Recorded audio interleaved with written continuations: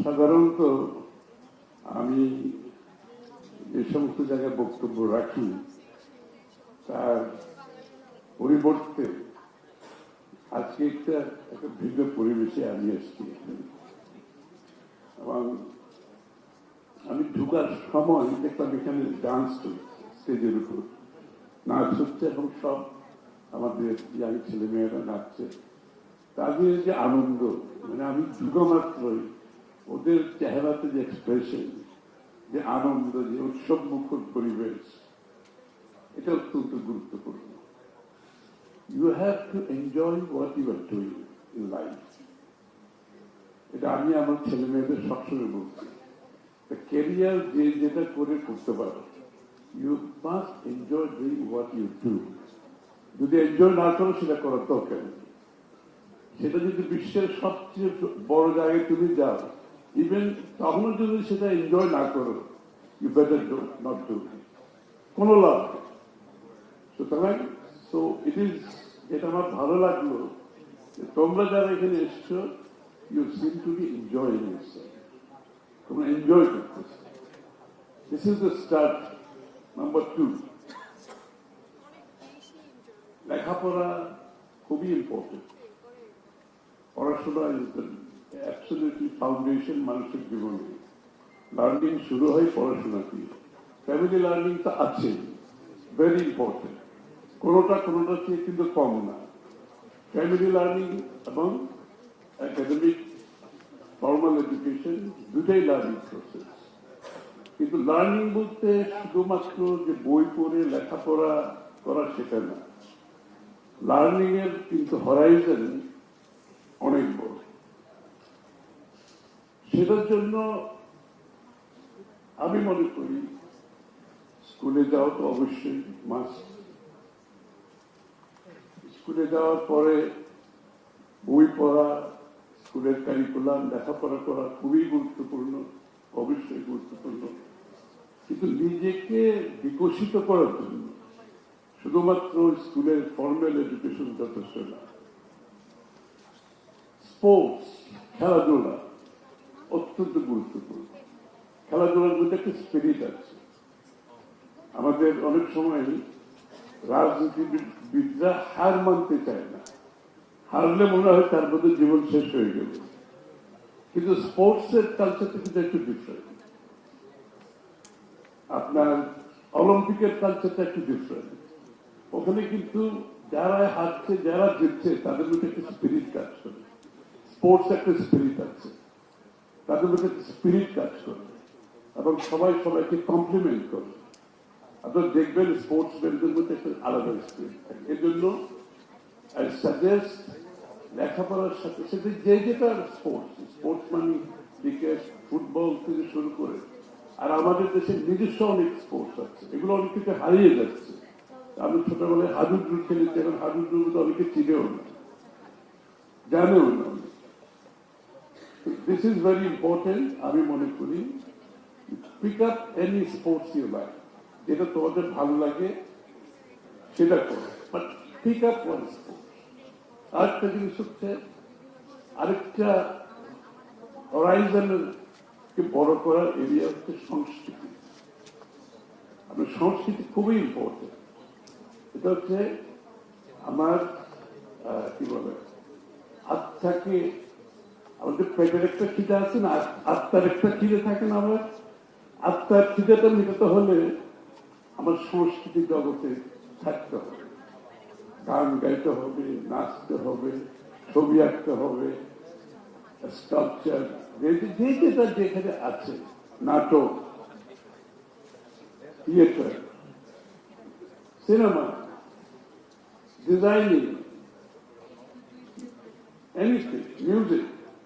তো সুতরাং এই একটা এরিয়া সবসময় মাথায় থাকতে হবে। কোনো একটা সময় বের করবে এই জায়গাতে নিজেকে, এইটা ফুড ফর ইউর সোল। আমি ফর মি ফুড। আমি যত রাতেই হোক, যেখান থেকে বাসায় যাই, আমার যদি কোনো গানের সঙ্গীতের দাওয়াত থাকে, রাত্রে 11টার সময় বাসায় কিন্তু তারপরে শাওয়ার করে আমি সেখানে যাই, কারণ it feels my soul actually. এটা আমার জন্য it's a rewinding, it's a recharger for me. হ্যাঁ, নিজেকে রিচার্জ করতে হবে না, ব্যাটারি যেরকম রিচার্জ হয় রিচার্জ করতে হবে। So music and culture is another very important area. আরেকটা জিনিস হচ্ছে লেখাপড়ার সাথে সাথে নিজের একটি স্কিল ডেভেলপ করতে হবে, যে কোনো কিছুতে। সেটা বিদেশি কিন্তু এডুকেশন সিস্টেমে এই জিনিসটা আছে, আমাদের নাই আনফর্চুনেটলি। ছোটবেলা থেকে ওদের স্কুলে আপনার ইয়ে শিখায়, কাঠের তৈরি জিনিসপত্র, কার্পেন্টারি শিখায়, তারপরে আপনার ইলেকট্রনিক্সের কাজ করায়, তারপরে মানে যত ধরনের স্কিল, পার্সোনাল স্কিল ছোটবেলা থেকে দেখবেন ওরা কিন্তু বাসার অনেক কাজ নিজেরা করে ফেলে। ওইসব দেশের ছেলে মেয়েরা বাসায় অনেক কাজ নিজেরা করে, যেহেতু স্কুল থেকে তারা এগুলো শিখে আসে ছোটবেলা থেকে। So you must develop some skill, whatever it is, যেটাতে আনন্দ পাও সেই স্কিলকে ডেভেলপ করো ছোটবেলা থেকে। This is important. এটা শুধুমাত্র নিজের জীবনের জন্য না, এটা অত্যন্ত একটা ইউজফুল একটা স্কিল যেটা থাকা দরকার।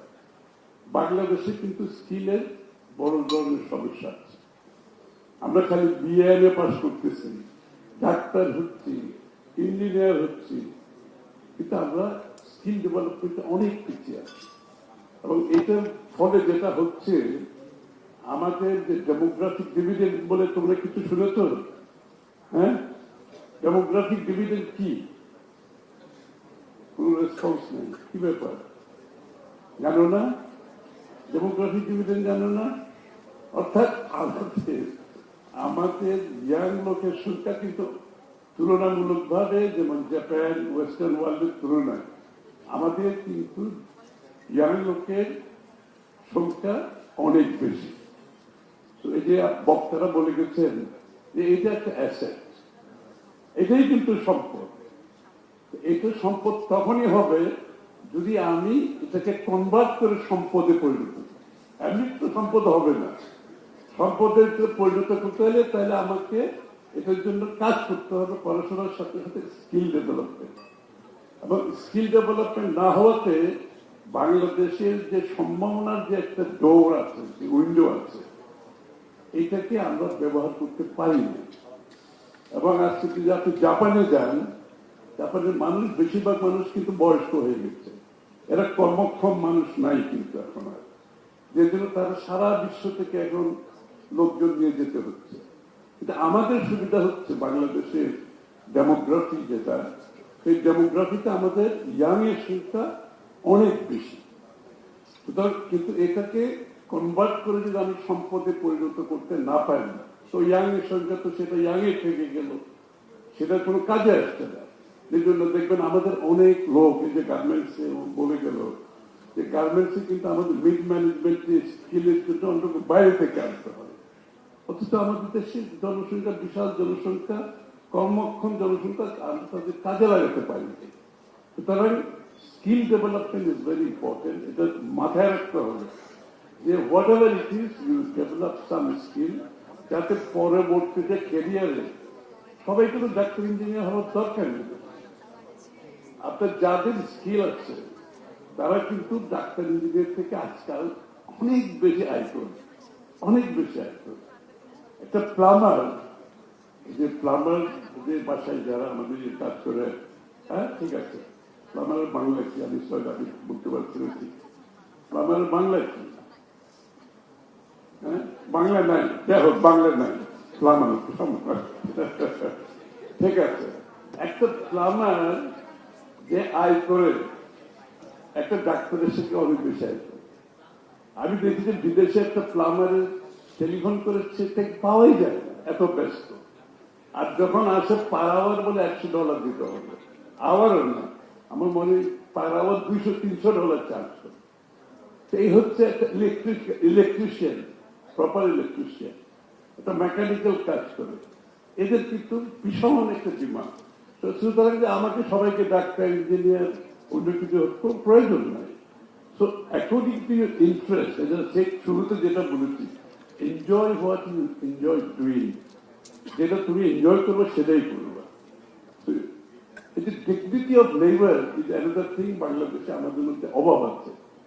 আমরা মনে করি ডাক্তার ইঞ্জিন না হলে বোধহয় সমাজে আমি খুব পিছিয়ে পড়লাম। এই কালচার থাকবে না, এই কালচার চলে যাচ্ছে অলরেডি। এই কালচার বিশ্বের উন্নত দেশগুলোতে এই কালচার নাই। ওখানে স্ট্যাটাস বলতে কি ডাক্তার ইঞ্জিনিয়ার, ওখানে স্ট্যাটাস বলতে যে যার যার পেশাতে যারা ভালো করছে সবাই ভালো করছে, সবাই এগিয়ে যাচ্ছে। তো সুতরাং দিস ইজ অ্যানাদার ইস্যু আমাদেরকে মাথায় রাখতে হবে। আগামীর বাংলাদেশের যে আমাদের জন্য নতুন দুয়ার খুলছে, যে নতুন বাংলাদেশের কথা ভাবছি, আমাদের যে মনোজগতে এই আমি পলিটিক্স বেশি আনতে চাচ্ছি না এই আলোচনায়, যে আমাদের একজন ফ্যাসিস্ট ডিক্টেটর পালিয়ে যাওয়ার পরে বাংলাদেশের সকলের মনোজগতে একটা বড় পরিবর্তন হয়েছে না? বিশাল পরিবর্তন হয়েছে। এবং এই মনোজগতের পরিবর্তনের সাথে সাথে আমাদের প্রত্যাশা দিয়ে দিচ্ছে, অনেক বড় প্রত্যাশা, অনেক বড় আকাঙ্ক্ষা দিয়ে দিচ্ছে। আমি পলিটিশিয়ানদেরই বলি, যদি এই প্রত্যাশা যে মনোজগতের যে পরিবর্তন হয়েছে, যে সমস্ত রাজনীতিবিদ, যে সমস্ত রাজনৈতিক দল এই মনোজগতের পরিবর্তন বুঝতে পারবে না, এই প্রত্যাশা আকাঙ্ক্ষা বুঝতে পারবে না, তাদের কোনো ভবিষ্যৎ নেই। ইংরেজিতে বলি, you better wake up and smell the coffee or else forget it. You have no future. সুতরাং সকলের মনে আসছে এটা। আমি তো রাজনীতিবিদ বলে আমি একটা এক্সাম্পল দিলাম রাজনীতিবিদের, কিন্তু এই প্রত্যাশা তো প্রত্যেকে যার যার পেশায় যারা যেখানে আছে সকলের মধ্যে একটা নতুন প্রত্যাশা আমাদের জেগেছে আসছে। এটা তো কাজে লাগাতে হবে আমাদেরকে আগামী বাংলাদেশের জন্য। এটার জন্য সমস্ত বাংলাদেশের মানুষকে সর্বক্ষম মানুষ যারা বাংলাদেশের অর্থনীতিতে, রাজনীতিতে, সমাজে অংশগ্রহণ করতে পারে, সেইটার ব্যবস্থা যদি না করি, আমাদের ওই থ্রেশহোল্ড ক্রস করে ডেভেলপ নেশনে যাওয়ার সুযোগ হবে না। ওই থ্রেশহোল্ড ক্রস করতে হলে সবার জন্য লেভেল প্লেইং ফিল্ড ক্রিয়েট করতে হবে। সমস্ত বাংলাদেশের মানুষ, শুধু ঢাকা শহরের মানুষ, কিছু বড় বড় ব্যবসায়ী, কিছু লোক বড় লোক হয়ে গেল, আর বড় লোককে এবং নিচের লোকের মধ্যে যে বিশাল ব্যবধান আর্থিক এবং সব দিক থেকে, এইটা তো চলতে দেওয়া যাবে না। এটা যদি চলে, কিন্তু বাংলাদেশ ওই থ্রেশহোল্ড ক্রস করবে না, ওই জায়গায় থাকবে। কিছু লোক বড় লোক হবে, ঠিক আছে, সবকিছু, কিন্তু ওই থ্রেশহোল্ড ক্রস করে আমরা ওই জায়গায় যেতে পারবো না যে অ্যাম্বিশন আমাদের আছে। এই জন্য আমরা যে যেখানে আছি বাংলাদেশে, সেখান থেকে যাতে বাংলাদেশের রাজনীতি, অর্থনীতিতে অংশগ্রহণ করতে পারি, সকলের জন্য একটা লেভেল প্লেইং ফিল্ড ক্রিয়েট করতে হবে আমাদের। এবং আমি সবসময় একটা কথা বলি, রাজনীতিতে গণতন্ত্রায়ন করলে যথেষ্ট নয়। আপনি যদি অর্থনীতিকে গণতন্ত্রায়ন করতে না পারেন, তাহলে কোনো রাজনীতি কাজ করবে না, গণতন্ত্র কাজ করবে না। গণতন্ত্র বলতে রাজনীতির গণতন্ত্র, অর্থনীতির গণতন্ত্র, ওই যে সাংবাদিকরা সব দাঁড়িয়ে আছে ক্যামেরা নিয়ে, তাদের জন্য গণতন্ত্র, সাংবাদিক সমাজের জন্য, সবার জন্য ইকুয়াল লেভেল প্লেইং ফিল্ড থাকতে হবে এবং সেই ফ্রিডম সবাইকে দিতে হবে। এই জন্য যে আমরা চেষ্টা করছি, চিন্তা করছি, ভাবনা করছি, জনগণের প্রত্যাশা আকাঙ্ক্ষাকে মাথায় রেখে ধারণ করি, আগামীর বাংলাদেশের সমস্ত কার্যক্রম বাংলাদেশের প্রত্যন্ত অঞ্চলের মানুষকে নিয়ে যেতে হবে। এই জন্য একটা চিন্তা শেয়ার করি, যেটা হয়তো ওয়ার্ল্ড ভিশনের সাথে আমাদেরকে হয়তো কাজ করতে হতে পারে আগামী দিনে, ওনারা যদি চায়।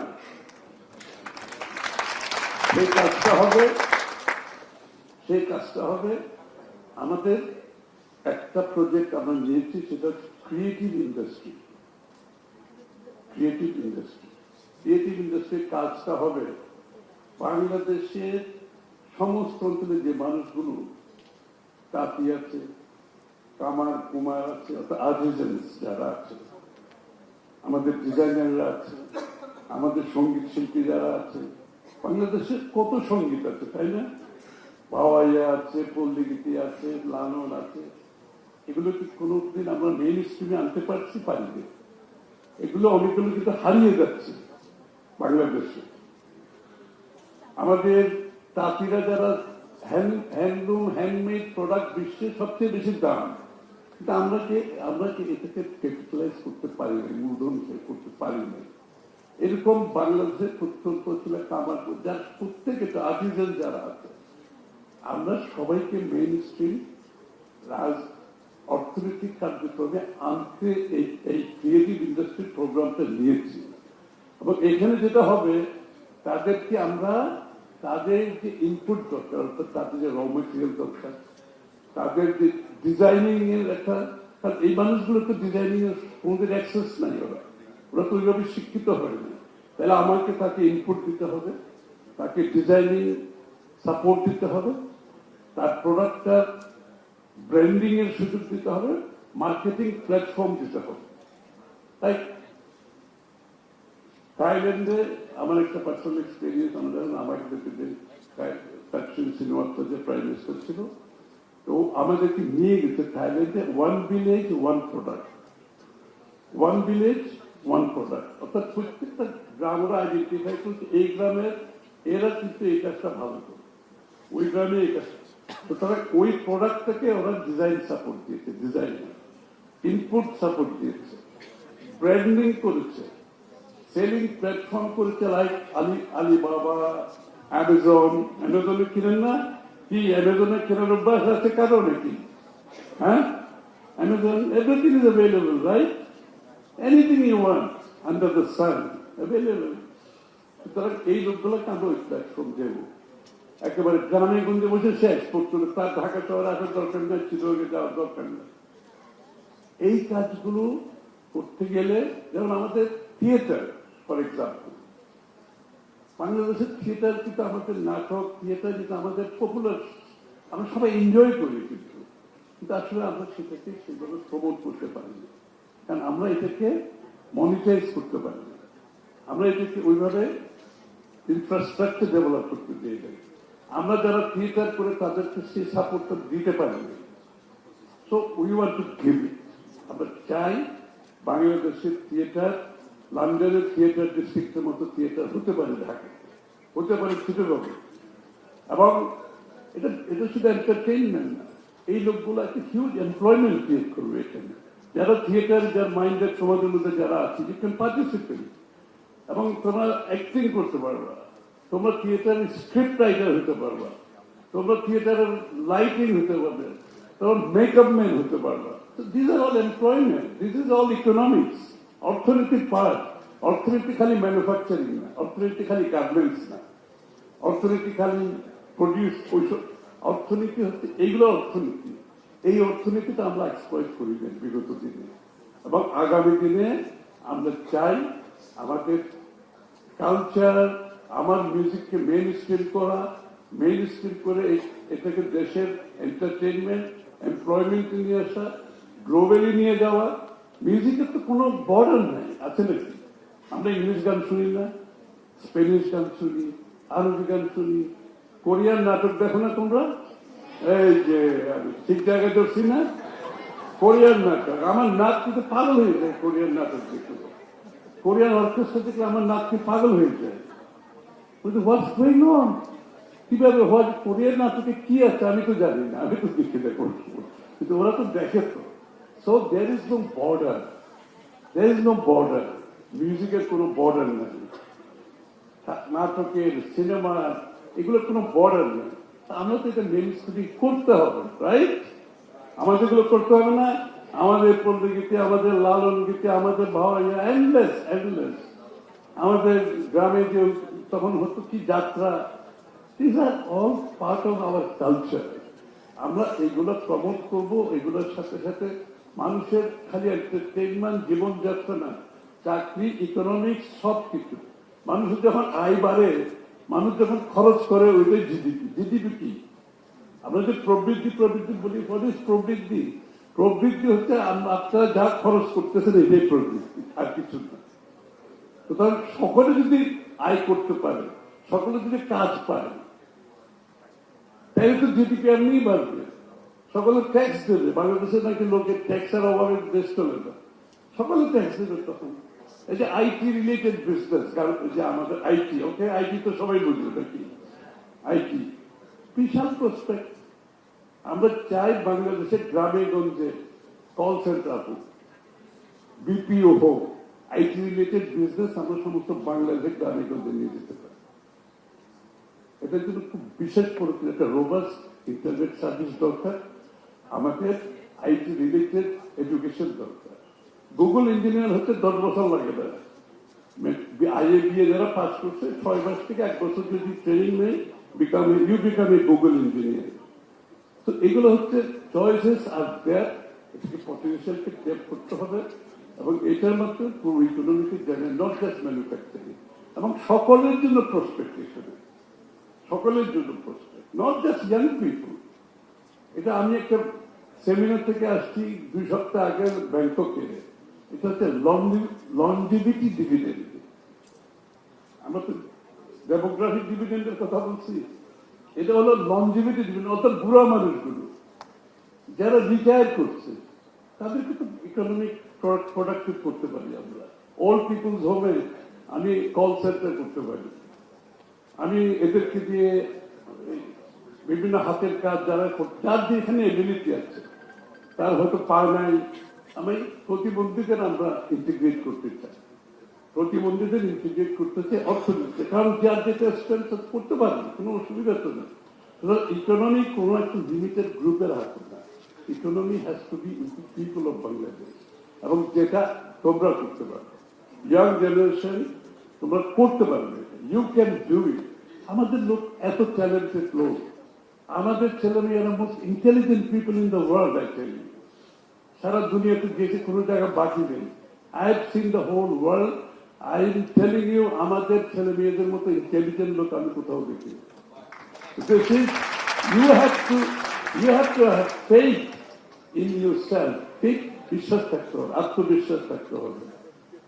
এই একটা জিনিস আমাদের থাকতে হবে জাতি হিসেবে। You must become a productive nation. Productivity তখন ওয়েলথ ক্রিয়েট করতে হবে, সম্পদ সৃষ্টি করতে হবে। সম্পদ সৃষ্টি না হলে বন্টন হবে কি করে? এগুলো সব সম্পদ, আমি যে এতগুলো কথা বললাম, এগুলো সব কিন্তু সম্পদ সৃষ্টি হচ্ছে। সম্পদ যত সৃষ্টি হবে আমরা সবাই ভাগিদার হবো জাতি হিসাবে। We must become also a welfare state. এটা কোনো কিছু লোকের হাতে বাংলাদেশের রাজনীতি অর্থনীতি থাকবে, এটা চলতে পারে না। আমরা একটা ওয়েলফেয়ার স্টেট, সবাইকে আমাদের দেশের উন্নয়নে যদি ভাগিদার জনগণ না হয়, সেইটাকে উন্নয়ন আমরা বলতে চাই না। উন্নয়নের কনসেপ্ট চেঞ্জ করতে হবে। সো নিউ বাংলাদেশে, নতুন বাংলাদেশে যেটা চিন্তা, এই চিন্তাগুলো সবাইকে ধারণ করতে হবে, এগিয়ে যেতে হবে। এবং ওয়ার্ল্ড ভিশনকে ধন্যবাদ, they are doing lot of good work. অত্যন্ত ভালো, এই যে ছেলে মেয়েগুলো দেখে আমি তো নিজে উজ্জীবিত হয়েছি, ওর যে বলতে বিলিভ মি, আমি এত উজ্জীবিত হয়েছি। আমাদের এত ট্যালেন্টেড ছেলে মেয়েরা আছে এবং তারা গ্রামগঞ্জ থেকে উঠে আসছে। This is what Bangladesh should be. Dhaka শহর বাংলাদেশ না, সারা বাংলাদেশকে জাগতে হবে। একটা কথা আছে না, when you have a rising tide, all boat lifts up with the tide. যখন টাইড আসে না, সবাই উঠে যায়। So we have to create the tide. We have to create the tide. Everybody will be lifted up. সেটাই বাংলাদেশ হওয়া উচিত। আগামী দিনে আমাকে আমন্ত্রণ জানানোর জন্য ধন্যবাদ। সরি, বলতে একটু দীর্ঘ হয়ে গেছে আমার বক্তব্যটা, আমি দুঃখিত জন্য। সবাইকে ধন্যবাদ, অল দ্য বেস্ট উইশেস। সবাই তৈরি থাকতে হবে, ঠিক আছে? Be ready for new Bangladesh, right? আরো জোরে বলতে হবে, রাইট? Thank you.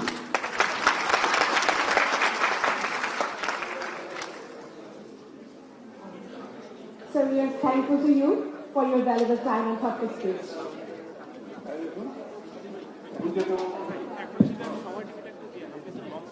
সুপ্রিয় সুধী, অনুষ্ঠানের এই পর্যায়ে আমাদের আজকের অনুষ্ঠানে সম্মানিত বিশেষ অতিথি এবং প্রধান অতিথির হাতে পরিবেশ বন্ধু গাছ উপহার হিসেবে তুলে দেওয়ার জন্য স্টেজে ডেকে নিচ্ছি আমাদের national child and youth advisory কাউন্সিলের সম্মানিত সভাপতি মনিকা আক্তার, আমাদের ওয়ার্ল্ড ভিশন বাংলাদেশের national director mister Suresh Barkley এবং mister Chandrajit Kamal, senior director of operation World Vision Bangladesh. Receive করার একটা কথা। আমাদের ফ্রেশটা যে একটা গাছ দিচ্ছে ওটার জন্য ধন্যবাদ। বাংলাদেশের ফ্রেশের কাজটা ধন্যবাদ। লিখে দিচ্ছি।